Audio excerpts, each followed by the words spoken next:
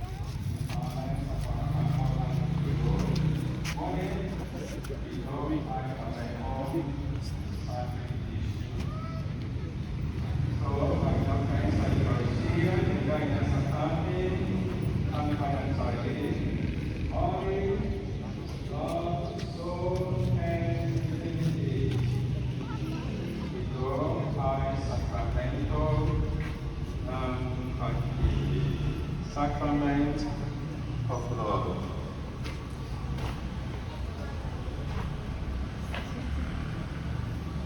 So today, imbitahan tayo ni Jesus para samahan siya sa pagdiriwang ng Passover.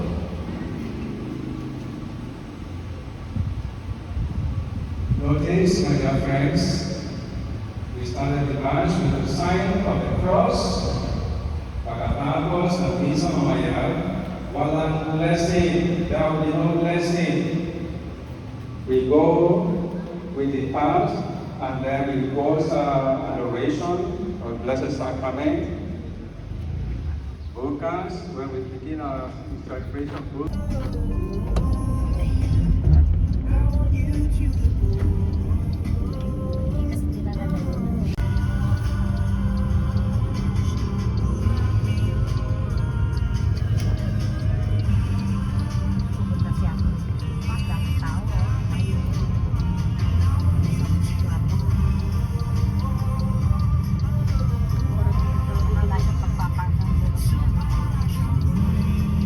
Mag-comment na lang ako sa best lang naman.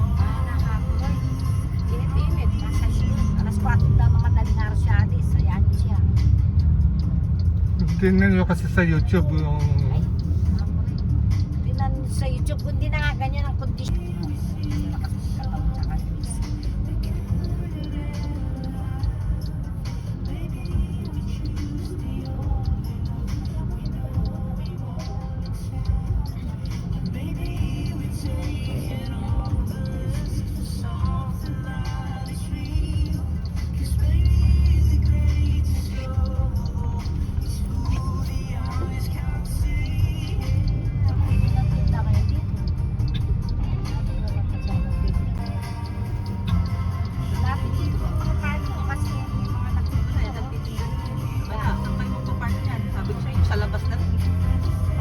Hindi, doon sa ako. Doon sa ako. U-turn na siya. Pa-ako na. Mag-u-turn ka na at kukunan ko lang naman yun. Doon ka mag-u-turn.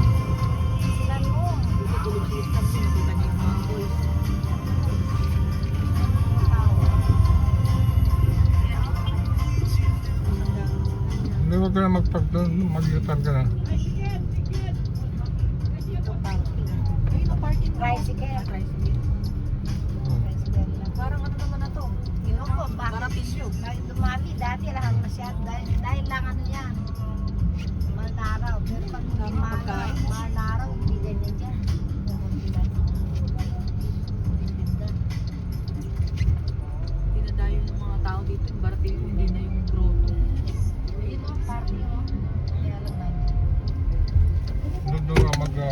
American.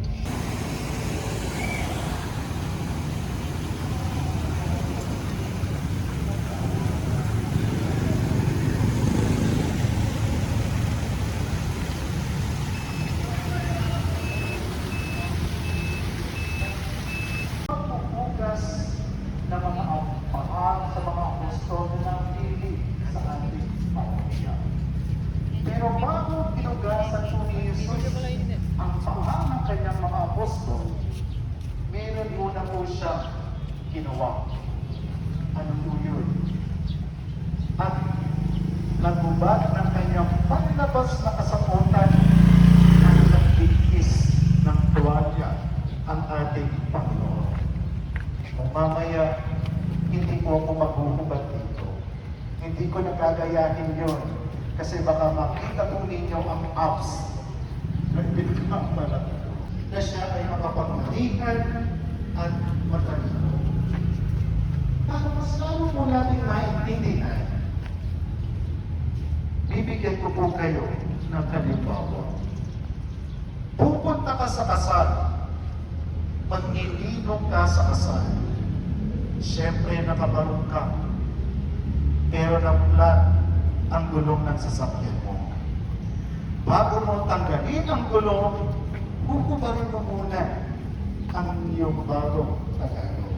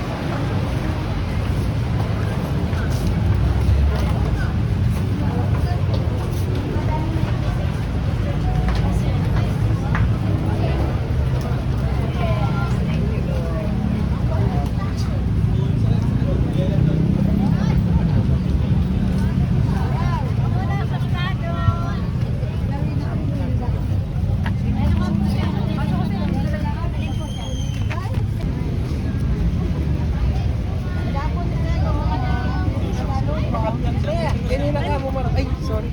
Makapiyak ka. Ay, hindi ka kasi oh.